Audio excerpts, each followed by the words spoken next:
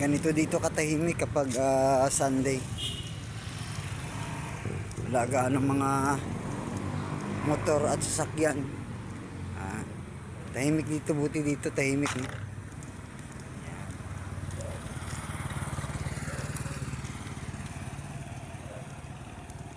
Yan, bukas ng umaga bising busy din yan dito.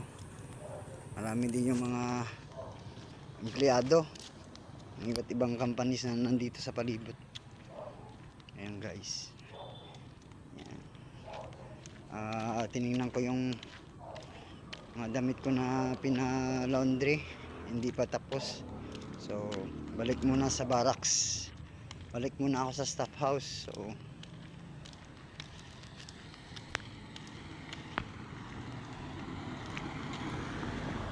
ayan, babalik na ako sa staff house.